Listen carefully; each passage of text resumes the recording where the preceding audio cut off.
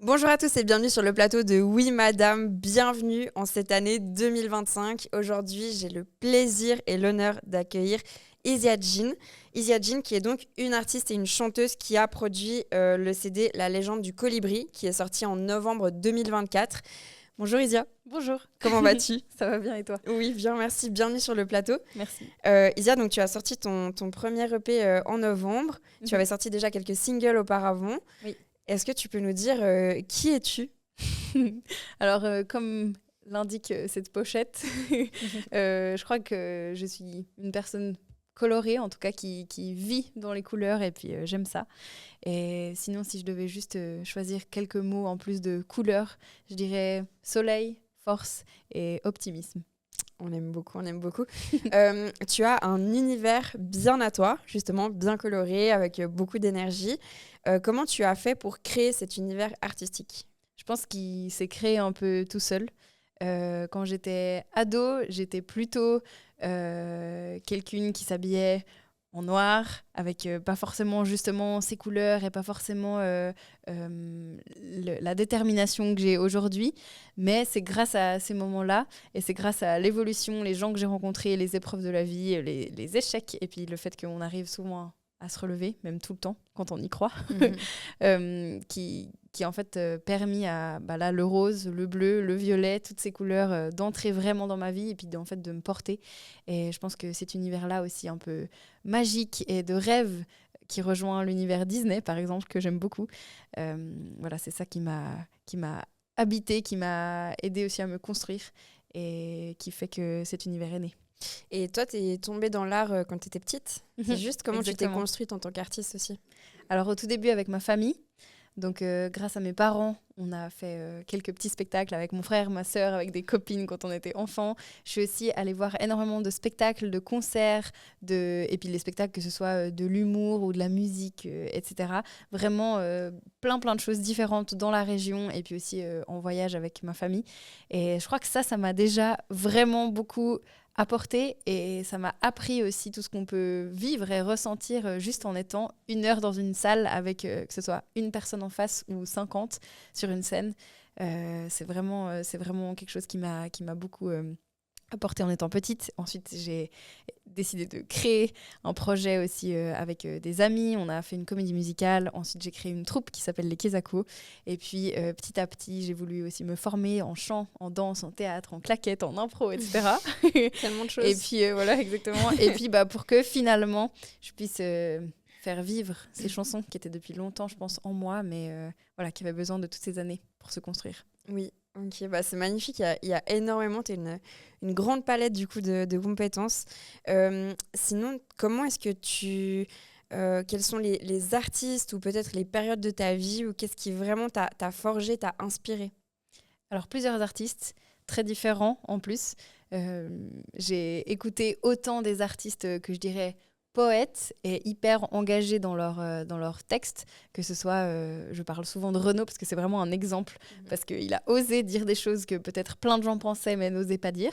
Donc Renaud ou je sais pas, Grand Corps Malade par exemple, qui pose vraiment, pour moi c'est de la poésie, de la grande poésie, et puis qui pose des mots sur leurs mots aussi à eux, et que je trouve hyper admirable.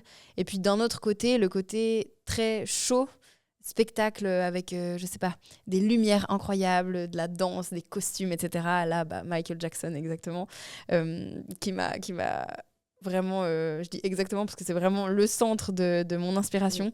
Et sinon, ça allait un peu à gauche, à droite, dans ouais, plein d'univers différents, que ce soit, je sais pas, Christophe Maé, Shakira, enfin voilà, des gens rien à voir, mais qui ont la même énergie de vie dans leur musique. Et Michael Jackson qui a d'ailleurs inspiré ton nom d'artiste. Oui, exactement. Isia Jean. Isia, c'est mon prénom, Oui. du coup.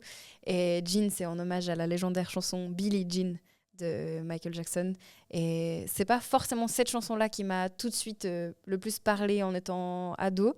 Je pense que c'est des chansons, par exemple, comme Earth Song ou Black or White. C'est vraiment au niveau des paroles et de l'énergie, ça me parle encore plus. Mais Billie Jean, pour moi, c'est vraiment la patte. C'est le moonwalk. C'est aussi le côté, je dis légendaire, parce que c'est unique, en fait, ce qu'il a fait. Et c'est ça qui est inspirant. Et puis, il y a ton collier qui rappelle justement le colibri. Oui. Moi, je rentre de Martinique. Le colibri, c'est un symbole aussi de la Martinique. Et puis même ton album qui s'appelle donc La légende du colibri. C'est quoi cette légende? La légende du colibri, c'est une légende du coup amérindienne qui raconte l'histoire d'un orage et puis du coup d'un incendie qui s'est passé dans une grande forêt où plein d'animaux y vivaient. Et en fait, à cause de cet incendie, tous les animaux sont terrorisés et donc soit ils fuient, soit ils sont juste pétrifiés par la peur. Et en fait, il y a ce moment dans cette légende qui raconte que les animaux réagissent à leur manière face aux flammes qui sont en train de ravager leur maison. Et en fait, le seul animal qui essaye quand même de faire quelque chose, c'est le colibri qui va chercher des petites gouttes d'eau à la rivière et qui va les déposer sur les flammes. Et en fait, tous les animaux le regardent et puis pensent vraiment qu'il est fou parce que ça sert à rien de faire ça en étant juste un colibri qui essaye d'éteindre un immense incendie. Et en fait, le colibri leur répond simplement qu'il fait sa part et puis qu'il sait très bien qu'à lui tout seul, il ne pourra pas éteindre en soi le feu. Mais si lui fait sa part, sait-on jamais, ça peut donner un bel exemple pour les autres. Et voilà, ça fait hommage aussi et référence à cette légende-là. Oui, et ça me fait penser que... moi je suis chrétienne et c'est vrai que dans la Bible c'est mis que nous on doit faire notre part et que Dieu fait sa part. Sur le plateau de Oui Madame on parle souvent de Dieu et de spiritualité. Toi, en quoi est-ce que tu crois? Alors moi je crois en la magie de la vie, si je peux l'appeler comme ça. Le fait que on a une énergie chacun chacune et que en fait si on arrive à laisser l'espace pour l'écouter, on peut se permettre de briller encore plus. Et puis, j'ai l'impression que quand on brille, ça rayonne autour. Et en fait, ça nous porte aussi les uns les unes les autres, même à travers les frontières, à travers le monde. Et je pense que c'est aussi un lien direct avec la nature, les animaux. Enfin voilà, des éléments qui me touchent aussi beaucoup.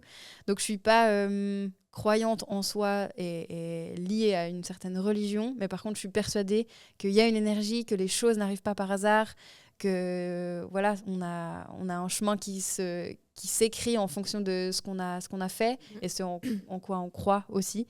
Et voilà, je pense que c'est comme ça que j'y répondrai. Et puis j'ai remarqué aussi sur tes réseaux et sur ce que tu communiques que tu fais beaucoup de choses pour ton développement personnel. J'ai vu que tu as fait un bain par exemple dans l'eau froide, des choses comme ça. Donc toi, en tant qu'être humain, comment tu travailles sur toi-même finalement? Alors, le travail sur soi, ça commence très jeune, mais surtout, ça commence à partir du moment où on est d'accord d'ouvrir les coffres qu'on avait souvent fermés avec un cadenas pour savoir juste qui on est. Et je pense que ça, c'est la première chose, c'est de s'écouter, de se laisser aussi le temps de grandir, d'apprendre en fonction de des choses qu'on vit. Et en fait, l'élément aussi principal qui me porte, c'est les émotions. Et le fait de les écouter, de les accepter, de les laisser venir et de ne pas aller contre ou de les étiqueter comme on a souvent l'impression, la colère c'est mal, la tristesse c'est mal, il faut se cacher si on pleure. Enfin, il y a un peu quand même des fois des croyances là autour. Ben non en fait, parce que si on est en colère ou si on est triste, c'est qu'on vit. Et c'est juste trop bien. Donc je pense que à force d'avoir vécu et d'avoir rencontré les bonnes personnes et d'avoir eu plein de challenges et aussi beaucoup d'échecs, j'aime bien cette phrase qui dit que si on n'apprend pas à échouer, on échouera à apprendre. Cette phrase, elle résonne souvent parce que c'est grâce à ces échecs que j'ai ressenti de la colère, de l'injustice, de la tristesse, etc. Et en fait, que du coup, grâce à ça, j'en ai fait des choses trop belles. Et ouais, voilà. Donc, je pense le principal, c'est de s'écouter et d'accepter les choses qu'on ressent. Et puis, en fait, ensuite, de décider ce qu'on va en faire. Et c'est là toute la beauté, ensuite, de réussir à prendre soin de soi. Et voilà. Ça me parle beaucoup ce que tu dis. Surtout pour moi, j'avais lu une phrase, je suis désolée, je sais plus de qui c'est, mais qui disait en gros que l'échec, c'est pas vraiment d'échouer en soi. L'échec, c'est de pas essayer. Et puis qu'en fait, à chaque fois qu'on a un échec, ça nous permet de grandir finalement. Exactement. Et puis de nous rapprocher de la victoire. Tu sais, il y a cette image aussi un petit peu que la victoire, c'est pas un truc linéaire, genre ta destination c'est la victoire, genre tu vas tomber plein de fois et quand un enfant est petit et qu'il apprend à marcher, on l'applaudit quand il tombe. Finalement nous c'est un peu pareil, on devrait avoir cette vision là et je trouve que c'est vrai que parfois on est très exigeant et très peu ouais, je sais pas, ouvert à l'échec. Parce que voilà, finalement. On vit dans un monde des fois, qui nous permet simplement pas Oui. d'échouer. Mais d'autant plus en Suisse, je crois, parce que si tu vas un petit peu plus aux États-Unis, l'échec, c'est pas forcément vu pareil.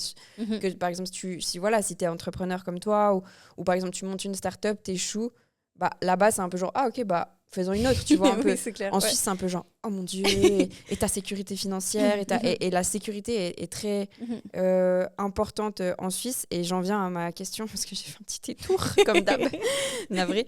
Mais ma question, c'est que du coup, bah, c'est vrai que donc, la valeur de la sécurité est très importante en Suisse. Elle ressort dans beaucoup de campagnes politiques aussi. Toi, tu es impliqué en politique. Tu m'as confié que pour toi, même la musique est une forme d'action politique. Quelles sont les valeurs auxquelles tu t'accroches et pourquoi en fait tu t'es lancé dans le bain politique? Alors, les valeurs, c'est clairement de défendre la justice environnementale, la justice sociale aussi, et des luttes et des causes qui me tiennent à cœur vraiment depuis des années. Et je pense que je suis arrivée en politique par hasard, parce que c'est pas vraiment quelque chose à la base qui m'intéressait plus que ça, ou enfin, voilà, j'avais l'impression que c'était un truc d'adulte, et du coup que ça viendrait un jour, mais voilà. C'est pas le moment. Exactement. Et en fait, petit à petit, j'ai quand même beaucoup souffert du monde dans lequel on vit, et bah, comme tu disais, ce côté de sécurité, mais du coup ce côté vraiment de pression de tous les côtés en fait, et puis aussi de l'injustice face à ce qui se passe dans le monde, aux guerres, mais surtout aussi au dérèglement climatique, et je suis très émue par rapport à ce qui se passe pour la nature et contre certaines espèces aussi. Enfin, c'est quelque chose vraiment qui me touche, et du coup, petit à petit, je me rendais bien compte que juste de faire des crises d'angoisse dans ma chambre, ça allait pas me faire évoluer de la manière dont j'aurais voulu vraiment vivre. Enfin, voilà. Donc, j'ai décidé d'aller dans la rue, donc de prendre part à toutes les grèves féministes, grèves du climat, etc. Et puis, en fait, ces grèves-là m'ont aussi fait ouvrir les yeux sur le simple fait que je suis pas toute seule, qu'on est tout plein à ressentir la même chose, et ça, c'était hyper fort. Et je pense que c'est des moments de ma vie que je me rappellerai toute ma vie. Ces moments où juste on est en train de marcher dans la rue, entouré de milliers de gens qu'on ne sait pas qui c'est, mais qui ont au fond le même feu que toi. Et ça, c'est vraiment incroyable. Et je pense que ça, c'était mon premier pas en politique en soi. Et ensuite, j'ai très vite compris que d'aller marcher dans la rue, c'était bien, mais que c'était pas assez, en tout cas à mes yeux. Et donc, du coup, d'être ensuite au conseil communal, de faire partie d'un groupe aussi, d'un parti, c'est aussi important, parce que c'est un autre niveau pour faire passer des messages, pour déposer des textes, pour donner des idées, etc. Et je suis assez convaincue que de voir maintenant la politique depuis l'intérieur de la politique, et pas simplement en la jugeant de l'extérieur, j'ai compris plein de choses. Et je pense que les choses peuvent bouger. Ça prend du temps, je suis bien consciente de ça. Mais voilà, c'est ça qui m'a donné envie. Et ouais, je suis vraiment convaincue qu'en ayant des valeurs solides, et puis je crois vraiment en ce moment où les choses vont évoluer, tant qu'on est plein à y croire, on va y arriver. Toi, est-ce que tu parlais d'injustice sociale, est-ce que tu as vécu des injustices sociales? Oui. Et si oui, lesquelles? Alors, plusieurs. Alors, il y a des petites injustices de la vie quand on est enfant, quand on est ado, etc. Mais là, j'engloberais, je pense, plusieurs événements que j'ai vécus dans injustice sociale, notamment du harcèlement à l'école, par exemple, que ce soit du harcèlement dans la vraie vie, mais surtout du harcèlement aussi sur les réseaux sociaux. Et puis, quand j'étais à l'école, c'était un peu le début de tout ça, de Snapchat, et puis de tout ce que ça englobe au niveau de l'image, et voilà, des messages compliqués qu'on peut recevoir. Et donc voilà, je pense que le harcèlement, autant au niveau digital que dans la vraie vie, ça a été quelque chose que j'ai dû traverser. Aussi, j'ai perdu une de mes meilleures amies quand j'étais ado, et ça a été quelque chose au niveau de l'injustice, que j'ai vraiment ressenti ça. C'était tellement fort en fait, parce que elle a été tuée par une personne de sa famille, et en fait c'était vraiment un événement qui a bouleversé ma vie en soi. Oui, et maintenant j'arrive à en parler comme ça, mais ça a quelque chose c'est un événement qui m'a vraiment marqué, et je pense que je garde encore aujourd'hui, et je sais qu'elle avait plein de rêves aussi, et peut-être qu'elle n'est pas là pour les réaliser, mais j'ai l'impression que d'être allée au bout des miens, je fais un peu vivre les siens à travers ça. Et c'est aussi hyper important. Donc finalement, cette injustice, qu'elle soit minimisée, qu'elle soit hyper grave, qu'elle soit quotidienne ou pas, ben, de nouveau, comme je disais avant, c'est quelque chose qui m'a aussi portée. Et je me suis rendu compte qu'en fait, en parlant, en ouvrant la porte à certaines émotions et puis en creusant aussi ce qu'on avait vécu, ben, ça faisait avancer les choses et puis peut-être que ça allait du coup plus se repasser. Et tu parlais aussi un petit peu de santé mentale avant en parlant des crises d'angoisse. Donc, je sais pas comment toi, tu as fait pour passer le deuil, par exemple, de ce que tu as vécu, de ton ami. Si tu as des conseils. Le temps. Le temps, yes. Le temps, déjà. J'en m'a réparé. Mais le temps répare, c'est vrai. Okay. Même si sur le moment, on n'a pas très envie d'y croire. Le temps. Et ce que je disais aussi avant sur le simple fait de s'écouter et de ne pas renier ce qu'on est en train de vivre, surtout dans un deuil. Après, c'est normal de passer par des étapes de déni ou autre. Mais de vivre certaines émotions, il faut passer par là. Et c'est en passant par là qu'on guérit finalement. Donc je suis vraiment sûre que pour être guéri, il faut passer par certaines émotions qui nous permettent de vivre ce qu'on doit vivre et puis d'avancer dans une direction qui est simplement la bonne, même si on met plus de temps que ce qu'on aimerait sur le moment. Et puis de toujours en faire quelque chose de beau et de tirer quelque chose de positif de tout, même si des fois c'est difficile de se concentrer là-dessus. Ça nous met juste dans un mindset qui permet que ça aille. Oui. Si tu avais une baguette magique et que tu pouvais changer quelque chose dans notre société, tu changerais quoi? Les cons, non? Les cons. Est-ce qu'on peut vraiment faire quelque chose pour eux? Je sais pas. Non. Si j'avais une baguette magique, ce que je changerais, j'enlèverais toute forme de violence. Je pense que c'est vraiment... Mais en fait, n'importe quelle violence, qu'elle soit dans la cour de récréation entre enfants, un peu comme un jeu, ou bien justement violence conjugale, violence entre adultes, les guerres, violence contre la nature. Pourquoi? Pour avoir plus d'argent, plus de pouvoir, alors qu'on vit seulement 100 ans. Calmez-vous. Enfin, voilà. Je pense que c'est vraiment ça. Si j'en avais une, d'ailleurs, ce serait super. Oui, ça serait trop beau. Bah, écoute, je pense que comme tu l'as dit, à force de faire de notre part, on change quand même les choses. Et puis, si y a un jeune ou une jeune qui nous écoute et qui aimerait se lancer dans une carrière musicale, tu lui conseillerais quoi? Vas-y. Fonce. Non, mais oui. Oui, y aura tout plein de moments compliqués, plein de personnes qui te diront que c'était pas une bonne idée.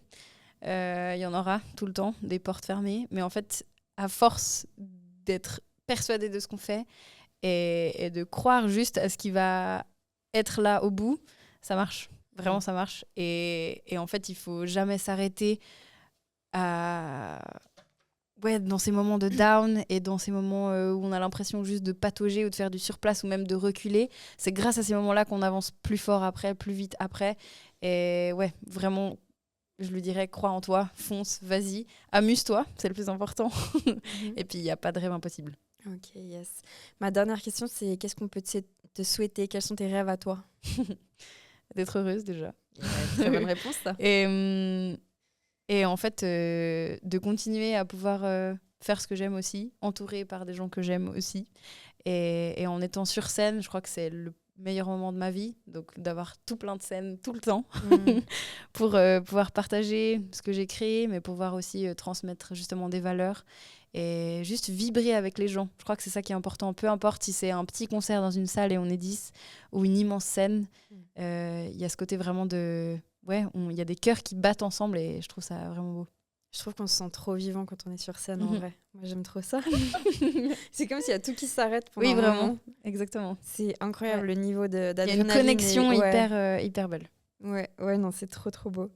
Ouais, c'est incroyable. Ça donne trop envie de remonter sur scène. Pardon, c'est un petit moment émotion. En tout cas, bah ouais, merci pour tout ton partage. Est-ce que moi, j'ai posé toutes mes questions. Est-ce que toi, tu as une question, tu as quelque chose à ajouter? En fait, je t'ai amené un petit truc. On a beaucoup parlé du colibri et c'est vraiment le symbole qui m'a accompagnée toute l'année, en tout cas 2024. Et du coup, la petite folie, c'était qu'on a créé des chaussettes. avec le fameux logo colibri rose et bleu. Magnifique. Et voilà, du coup, je voulais t'amener ça. Merci Zia, trop belle. Je vous montre ces magnifiques chaussettes. C'est quand même la deuxième paire de chaussettes que je reçois sur ce plateau. Alors merci beaucoup, mes petits Merci pieds, à toi. Merci. J'aime trop. Et j'aime trop tout le design que tu as aussi. Enfin, il y a plein de plumes. On n'a pas parlé trop de l'aspect mode, mais c'est hyper créatif et je trouve ça vraiment beau. Donc c'est cool. Merci. Merci beaucoup Isia. On peut te retrouver où? T'écouter où? Te retrouver sur scène où? Alors, m'écouter un peu partout, Spotify, Ok. YouTube, etc. Je poste aussi pas mal sur Insta. C'est vrai. Isiajean partout. Iziajen. Et puis des concerts, il y en a plein qui arrivent et je poste beaucoup sur mon site internet, sur Insta. Donc voilà, je transmettrai toutes ces dates sur les réseaux sociaux. T'es en Suisse ou en Suisse et ailleurs? Pardon. Tu vas tourner en Suisse et ailleurs ou juste en Suisse pour l'instant? Pour l'instant, j'ai des dates en Suisse, mais c'est en train de se profiler pour ailleurs, donc à venir. Ok, trop bien. Bon, peut-être, on te verra en France ou au Canada. Oui, c'est trop bien. Ok, super. Merci beaucoup. Merci d'avoir été là. Merci à tous de nous avoir suivis. C'était le début de Oui Madame 2025. On est super content de vous retrouver. Si vous avez aimé l'épisode, n'hésitez pas à le partager. Il est disponible sur YouTube, Spotify et toutes les plateformes d'écoute. Et surtout, n'oubliez pas de vous abonner à la chaîne et à la page Instagram Oui Madame Podcast.